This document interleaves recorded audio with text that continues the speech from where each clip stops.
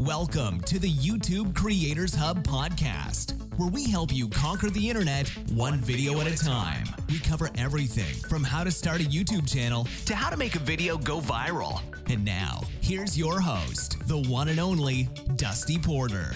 Hello, everyone. Welcome to episode 411 of the YouTube Creators Hub podcast. Dusty Porter here, the host of the show.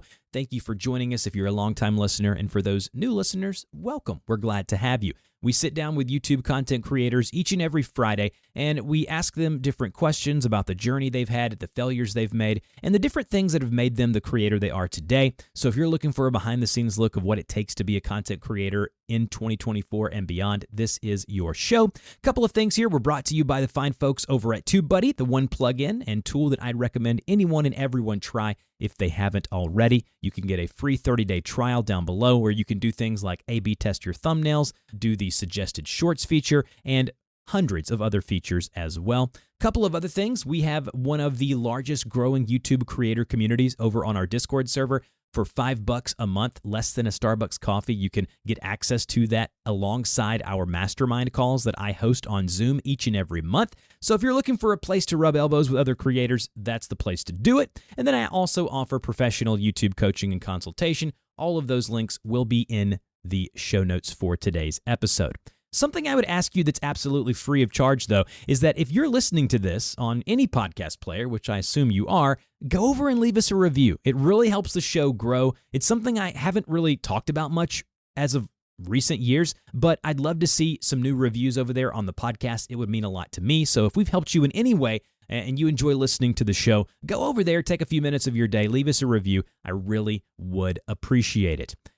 You know, in today's time, we're living in a world where oftentimes people are looking to cancel creators. I look at what's going on right now with Mr. Beast and everyone. I'm not here to talk politics. I'm not here to talk what's right or what's wrong. I'm here to tell you that this show is never going to be about covering the YouTube news or YouTube gossip or YouTube drama. There are plenty of shows that you can listen to if that interests you. What we're all about here is helping people get their message heard. That's the motto. That's the mission statement. So if you're looking to just be a better storyteller, get better at thumbnails, realize what's working on YouTube in the current state of things, this is the podcast for you. We do a deep dive, a behind the scenes, if you will, of what's working and what's not. And hopefully, in the end, will make you a better YouTube content creator. So with all of that said, let's go ahead and jump into this week's conversation. Hello, everyone, and welcome to this week's conversation on the YouTube Creators Hub podcast, where we sit down with wonderful YouTube content creators and we ask them different questions about their journey on YouTube. Today, we're joined by Stacie. She is currently a content creator focused on telling stories of turning a 100-year-old elementary school into a home for her family. I saw this. One of her videos was recommended to me in the feed, and I thought this is a awesome story to tell on a podcast. Her previous day job, Stacie began her career as the third employee of BarkBox, which is like a curated box for pets, where for 10 years she launched and shaped the voice, content, and social channels of the most dog-obsessed company in the universe. That's her history. Stacie, how are you doing today? I'm great. How are you? Doing wonderful. So I want to paint a picture for my audience. Schoolhouse Homestead. Basically, you purchased a 1914 Indiana school back in August of 2021, and you started the YouTube channel to document the journey of turning this school into an actual home, hence the name of the YouTube channel, which I haven't mentioned yet, which is called Schoolhouse Homestead. Just over 60 videos, almost getting that 200,000 subscriber mark. People are eating this up. Tell us the origin story of the YouTube channel. Tell us how it all happened. Yeah, so I've been like a content creator online forever. Had blogs starting in 2008, 2009, and just have written like the evolution of how people tell stories and create content online. Always had like crafts and different things, and then you mentioned worked at BarkBox for 10 years. So it's always been my job. But we were living in New York City. We moved there in 2012, and we were working, and pandemic hits and we have a baby, and we always planned to move back to the Midwest, but once our son was born, I was talking to my husband and I was like, no, I want to move back to our hometown where we're both from. And then about 2 months later, a school came for sale. And we both remembered this school from growing up because we drive by it all the time. It's like an imposing structure in the middle of a bunch of cornfields. And we bought it. And it's been a journey. We because I've always been a content creator, it was always like in the back of my mind, oh, this would be really fun to tell this story of turning this old school into a house. It's definitely weird and quirky. And I've definitely been surprised by how much it has resonated with other people. And there are a lot of other old house nerds out there, more than I ever thought. Yeah, you found your niche on YouTube, and I love this idea of taking an old school building that used to be a school and then turning it into where you're going to live. And you decided to just basically make it like a home improvement show on YouTube. And it's fun to see how the channel has evolved because like 12 years ago, you did a video how to make a fork bracelet. And that's where your origin story on YouTube started. But then obviously, it wasn't until 2 years ago until you started really growing the channel. You mentioned you didn't think there would be that many people interested. When did it hit you? Was there a moment where you were looking or you were receiving comments and you told your family, your husband or whatever, and you were like, hey, I think we may be onto something? Yeah, so we were in New York and then we were in Philly for a year for my husband's job, and then we moved back and then I started getting a lot more serious about making the videos. And it was the first I did like 2 year time lapse construction video, and it just popped. And I remember just like standing outside, like watching the metrics being like, you refresh it and it's 1,000 more views, 1,000 more views, like every time I hit refresh. And it's just like, oh my gosh, like what is going on? So that was like the first big moment. And obviously, I've had a whole career in putting content on the internet. And that was the first moment where I was like, wait, I might be able to do be my job. And so that was like the first moment of it. And then I think the larger atmosphere around content, YouTube is definitely in a really sweet spot in terms of just content in general. I think you're looking at and HBO, like all these people are making these shows and they cost a ton of money and they require 20 people. But what's interesting about YouTube, and I think people are watching YouTube more, but also what's interesting is as an individual creator, you can have longer timelines. You can be doing everything yourself. Sure, it's not as polished as obviously the HBOs of the Mhm. world, but I think people just want to watch really interesting stories. And what's really fun about like, this moment in time is that you don't have to have it be like the slickest production value as long as you have a strong narrative and something interesting to say and you're ruthless with yourself about are people going to find this interesting, is this boring, is this like self-indulgent. So I think it's just like that's been like the moment where I was like, oh, I think I want to take a crack at this. And so for the last year have been a lot more serious about creating content, and it's just been fascinating to be like in this moment on YouTube. So I certainly want to talk with you more about narrative and storytelling and how you decide what goes in a video. So we're definitely going to get there. But in the early stages of this 2 years ago, when you started seeing a little traction, can you talk about a couple of things that you implemented or that you did that you know made a difference in the growth of the channel and actually moved the needle forward for you and the channel? Yeah. So I'm very much not I have been like a person of following the metrics by force. Like I'm very much like English major, like I don't love like looking at all the numbers. So the way that I've approached getting the channel to grow has been a lot through initially it was a little bit through PR. So I pitched our local newspaper saying, "Hey, we're turning this old school into a house," and they did a story about it. I pitched the Indianapolis magazine about it, and they did a story about it. And then I pitched some other larger national publications, and they did some stories about it. And then we had like other people who were like, "Yeah, talk to me when you have like furniture inside." Like I'm not like super into the falling down dilapidated plaster part of the story. So I approached it that way a little bit to kickstart things. And then it's just like right now how a lot of YouTube growth has also been from Instagram and TikTok. I think Instagram and TikTok are really interesting in the way where you can get a lot of people to see your content, but it's very difficult to retain an audience or make sure that they see it. I feel like YouTube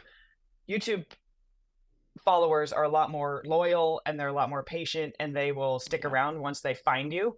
So I kind of like have used TikTok and Instagram to be a way to funnel people over to YouTube because you can make money on TikTok, you can make money on Instagram, but for the most part it's a better channel to get people into the YouTube. So really focusing on, I'll have like a longer story that I want to tell on YouTube. That'll be like a 12-minute episode. But then it's also figure out how to get that to be like 1 minute and 5 seconds so that you reach the threshold on TikTok where you can monetize it, but also it's not too long where you're just like dragging it out and people get bored. So I think like just condensing into 12 minutes into 1 minute is a exercise of storytelling too. Not to interrupt you, so apologize, but I was wanting to ask you. So you're basically using Instagram and TikTok as a funnel to the YouTube channel, right? These are just the shorter form bits of content that kind of wets their whistle per se, or it gives them a little bit of appetite for the longer form content on YouTube. Can you maybe break it down even more of even strategically what you're doing over on the short form side of things for Instagram and TikTok and how you're using that? Because I'm at your TikTok page right now, and you can see the first link that you have on your TikTok is your YouTube channel. So you're obviously strategically utilizing these avenues and outlets to bring people over to the more long form type of content. Can you break that down even more? Yeah, it's complicated because this isn't confirmed, but all of the magic algorithms of Instagram and TikTok, they're definitely black boxes. You can follow Adam Mosseri from Instagram, and you can have suspicions about like how that algorithm works, but like, no one really knows. But I do suspect that if you are trying to get people off of the platform, which is what I've been trying to do, your content gets penalized. So you have to be able to direct people to YouTube without saying YouTube in the caption or even the video.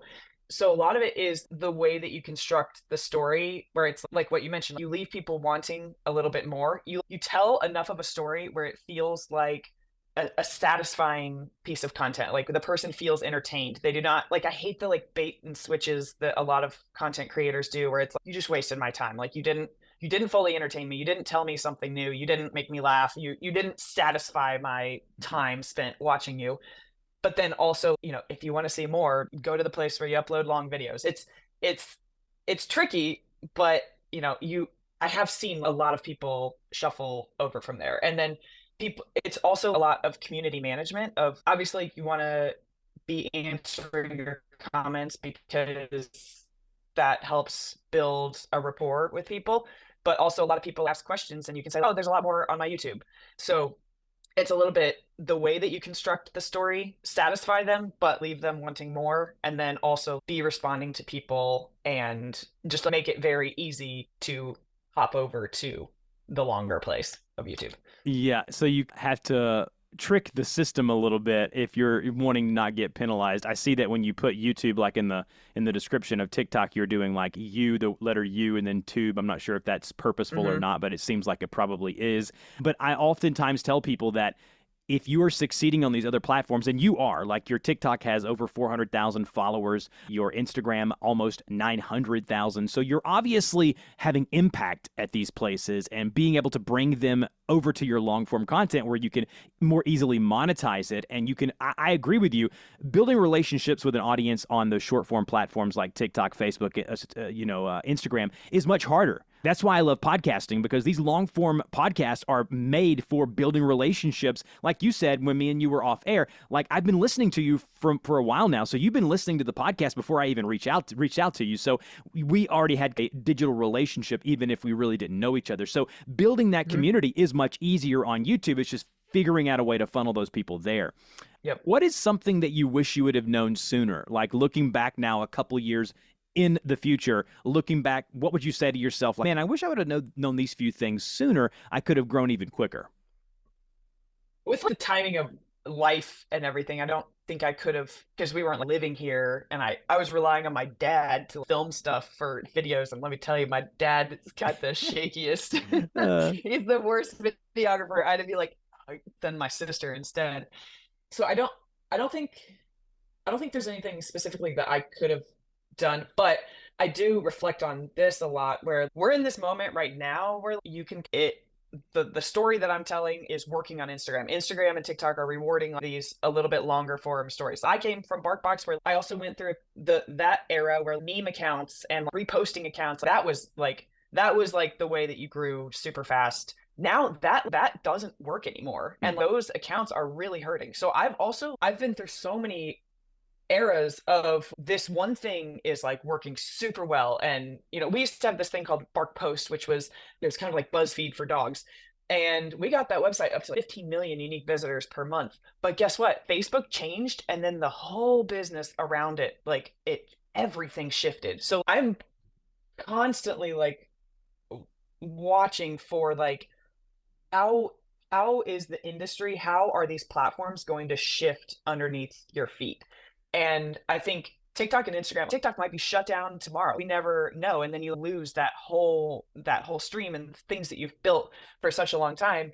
It's so, yeah. So like future looking back, I would say just watching for like the signs of change, and also like diversifying all of your platforms, making sure. It's super freaking annoying to have a 12-minute video and then you have to cut it to 6 different versions. We haven't even talked about like YouTube Shorts as a way to grow as well.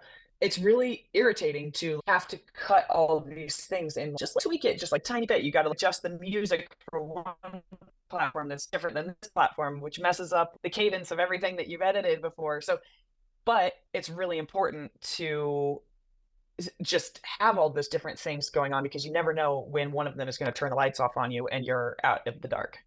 What does work right now for the short form? You talked about the reposting is what it used to be. I remember those days. What's working now for these platforms? And if someone's listening to this and they want to grow their following on Instagram or TikTok or wherever it may be, what's the themes and the things that you're seeing right now as someone who is succeeding at both of them? I think it's always storytelling. I think like the through line of the last 15 years that I've been online, it is giving people something useful, but like telling strong stories is the biggest through line. Like those were the most successful things that we had at Bark. Those were the things where like when we had like something epic, like we had like something that we did a little, like we were like 24 years old, like making videos for the internet, and something we did ended up on like the nightly news. We had like 16, we brought the last living 16-year-old dog from 9/11 back to New York City and like threw her birthday party. So it's like storytelling is like the strong through line. I think right now in this specific moment, Instagram and TikTok are rewarding strong stories that are a little bit longer. Who knows what that's going to be tomorrow, but definitely like meme accounts are suffering. A lot of those reels and stuff that you see, there's this sound going around right now where it's just a beep and it just like repeats, and it's tricking people into watching a reel 20 times, and you're just like, but that kind of content, it doesn't leave like good taste in your mouth. It's just a gimmick. Whereas like, things where you're like, when it's clear that someone has put a little bit of their soul into making this content for you, that shows. And I think whether that's you're teaching someone how to do something, or you're telling a story, or you're making them laugh, you're just giving them something valuable and not tricking them. So storytelling is a passion point of mine. Being a good storyteller is never a bad thing, right? Like being good at telling stories in a unique way, in a way that also expresses the value and the entertainment that you want to portray in your videos, is across the board. It makes for good YouTube content, Instagram, TikTok, podcast. If you're a good storyteller, it's going to get you a long way. So I want to ask you this, as someone who is a good storyteller, which I know that you are. I've watched a bunch of your videos. I even dug up some of the old BarkBox stuff back in the day that you were doing, and obviously different style than it is now. But what are your pointers or holy grail of, if you want to be good at storytelling, what can you do? I think you need to, I mean, obviously there's the like before, middle, or the beginning, middle, end, like rising action. Like as much as you can like think about those like basic things that you learned in third grade, that does help because a lot of people like creators like I see they could have edited a video just a little bit differently and it could have been better. But I also think it I don't know, it's like being ruthless with yourself and making Stephen King has this thing where it's like kill your darlings. Even though that it's like you worked like super hard to like get a certain clip or you really like something, like think deeply about like, is this going to entertain people? Like, is this actually interesting or is it only interesting to me? And I think that has helped me a lot throughout the years. And I mean, I think also a little bit of like self-doubt related to that. Like I'm like, man, I wish I was like better at storytelling. I wish I could like find more ways to tell stories. I wish I was funnier. Just always that like, striving and like, trying for more. I think that there's so much more that I could be doing if I like thought deeper about it, if I like found the time to like, really dig in. So I think never settling and like constantly doubting yourself in a good way, if that makes sense. Hey guys, a quick pause in the interview this week to talk about my new weekly newsletter called the Entrepreneur's Minute. My plan for the newsletter is to only send out one email every week with a recap of what's going on in my business, maybe do an income report letting you know how much money I've made that week or that specific month, an update on my YouTube channel, and just a behind-the-scenes look of what it takes to be a creator, the books that I'm reading, the products I'm discovering, new AI tools and resources. So if you're just looking for a way to better connect with me, Dusty, and see what I got going on, and the different things that I want to write about each week, maybe it's my family, maybe it's my business, it's absolutely free. It's called The Entrepreneur's Minute, and I would really appreciate it. All right, now back to the show. Can you get better at it? Is it something like, I've always been of the notion of people who can sing, they can sing. And I can't really sing that well. I play guitar, I play instruments, I'm a musician, but I would love to be able to sing. And I've tried to work at it throughout my life, but I still believe there's a bit of a ceiling there as to how good I can be. Is storytelling that way? Can you get better? What are the tactics or things that you're doing for yourself to make yourself better at being a good storyteller? I think I think people can definitely get better at storytelling. I agree with you on like singing. I wish I could be funny. I wish I was a funnier writer. That's why at Bark I hired only comedians because I want dogs are hilarious. I thought that that content needed to be like that needed to reflect it. It just stunk that like I wasn't that funny. So I think like those things like yeah, it there's a little bit like of like you have to have a lifetime or like a born talent, but storytelling, I definitely don't think so. I think it's a lot like pattern recognition. Like another thing I'll do, it's pattern recognition and just like understanding the fundamentals and like studying it and then testing different things within that format. A lot of the really successful pieces of content that I've had have actually been like I'll watch someone else's thing and I'll be like, oh my gosh, like that is a great way to structure that 1 minute piece of content. And I'll just take like the format that they did with and repeat it for yourself. And it's I don't think that's like plagiarism because it's like totally different footage. It's like your story, but it's just like looking at like the format of something that is successful and riffing on that. Mhm. And I don't think that that requires some born talent or someone who's like, gone to a fancy school. No, it's just like this obvious, like looking at something, seeing a pattern, seeing that it resonates with a wide group and replicating that. I think like the big video that I had that was really successful, I was noticing like when I would go to all these like renovation channels, you go to the channel, be like click on their videos, click on the popular ones, and so many of them were time-lapse videos. And I was like, oh, I was like, well, I can do that. I've got all this footage. Takes for heckin' ever to edit Mhm. it, but but yeah, so How yeah, just like analyzing things like that, I think you can get better. how do you decide what goes in a video and what doesn't? Because you do have a ton of footage, I'm sure. What are your sifting out process of, okay, I have all this footage, but the video, I want it to be a certain length or duration or whatever it may be, and I want to tell a specific story like what we just talked about. So how do you decide what bits get in and what don't? a lot. I mean, that's something where I feel like I need to work a lot more is like on the videography skills. And so I don't know if I've watched a clip 3 times and I start to get bored, I'm like, ooh, I need to cut this down. Because like, if I'm bored watching this, then Mm. obviously other people are going to be.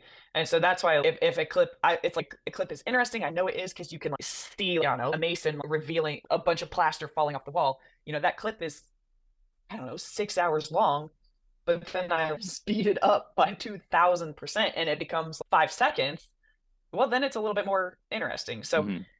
it's kind of like what I was talking about before, like Stephen King's Kill Your Darlings. Yeah, you worked really hard to get that clip, literally had the camera there for 6 hours, and you get 4 seconds of video out of it.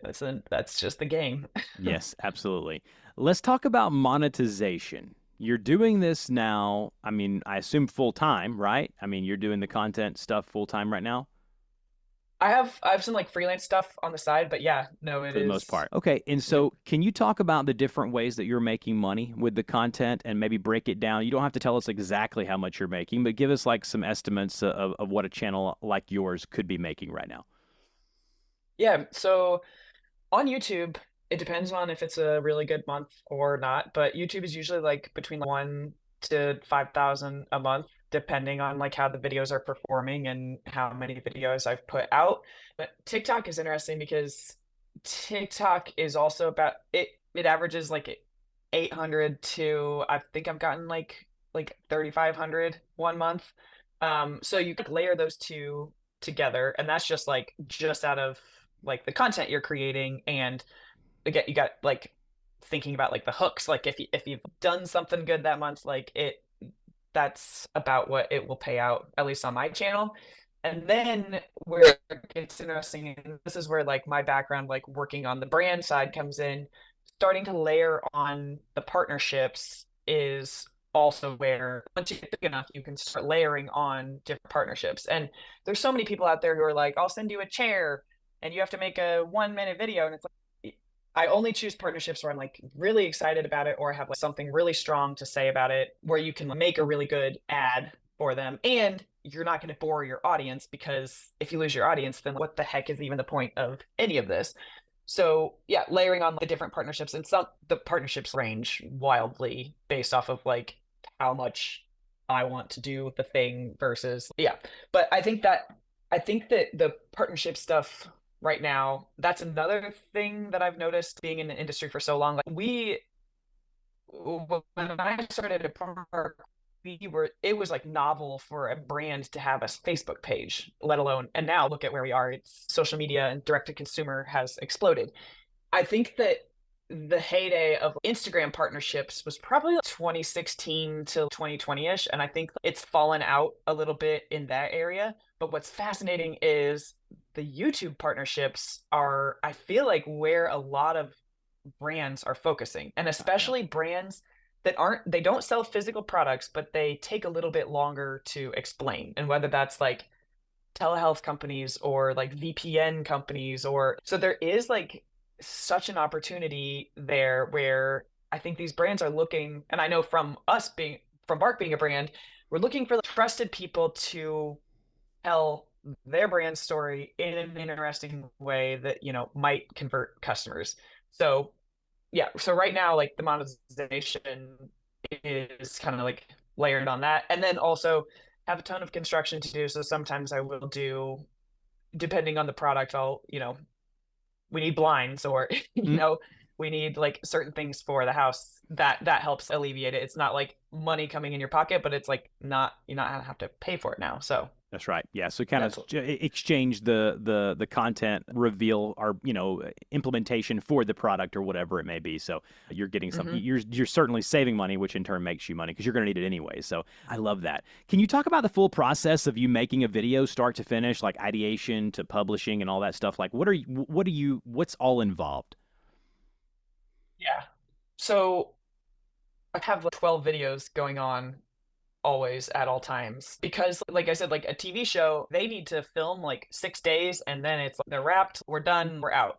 Whereas mine is a construction story, so stuff is happening every day. And so I've got a story almost done about the tile and have a story about building a garage and have a story about the floors getting put in. So I have like all of these like half written, and then once a project gets done, that's when I'll start to work on the actual editing of the video.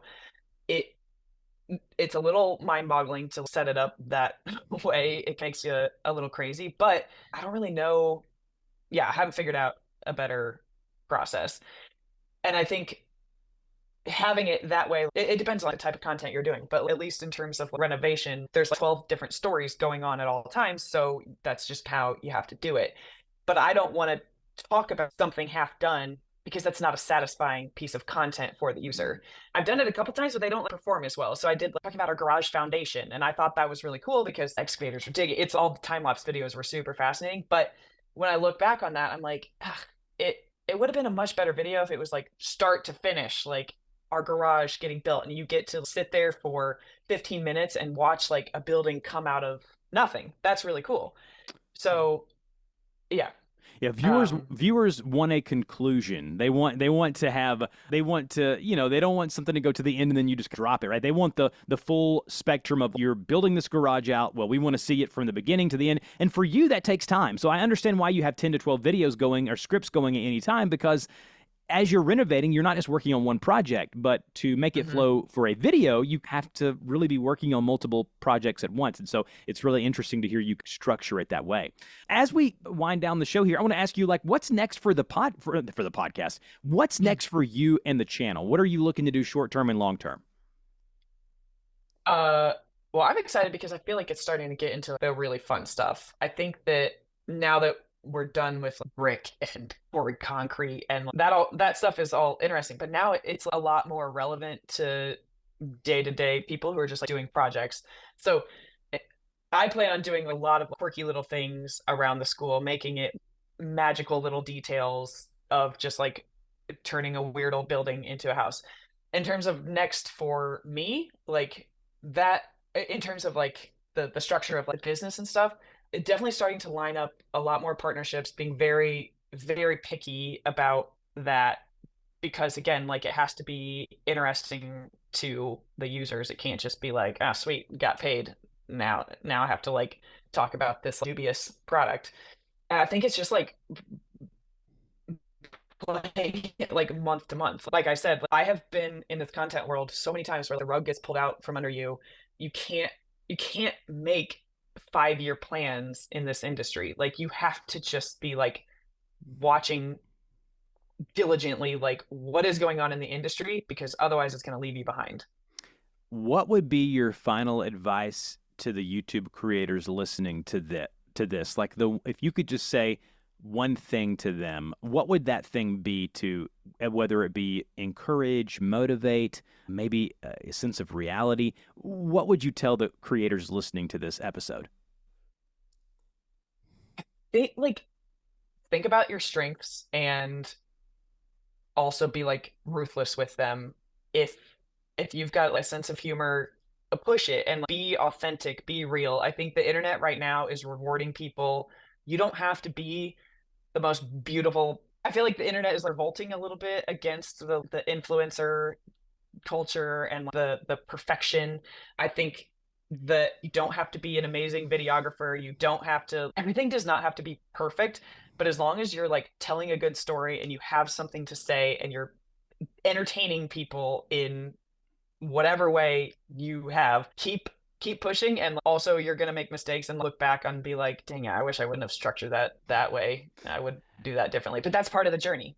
Value can come and look any different way. And I think that it's so interesting to hear you talk about that, because I agree. I believe that the YouTube sphere and space that we're in now is so different than it was 4 or 5 years ago. People are, like you said, I don't know if it's revolting or whatever you want to say, they're obviously, you can make impact by your views, right? Wherever your eyeballs are looking, that's where the platforms, YouTube included, are going to want to double down. And so there's people who are doing things in all different industries where it's not overly edited or it's not so professional or whatever it may be. It's just raw, and people are humanizing different people and creators, and the creators who normally are doing the overly edited stuff are not seeing the numbers that they used to see. And so just take that and as you may, and utilize it for the types of content that you're producing. So, wow, what a great episode. Stacie, thank you so much for joining me today. Again, Stacie Grissom over at Schoolhouse Homestead, which is her YouTube channel. I'll link her YouTube channel, website, Instagram, where you can look at all of it. And I encourage you to do so because I believe Stacie's doing something really cool. And if anything, just go over to the YouTube channel and follow along with her journey. I know I will, because I think it's super interesting that the story she's telling is not per video, but it's in a series of videos, and she's telling the story and the journey that she can go back and her kids can go back and look at, as well as you, the viewer. So really cool. Stacie, thanks again for joining me today. You've been listening to the YouTube Creators Podcast. We want to thank you and invite you to subscribe to the show, as well as support us on Patreon for great perks, such as having your YouTube channel featured on the show and a link on our website. Until next time, keep uploading those videos.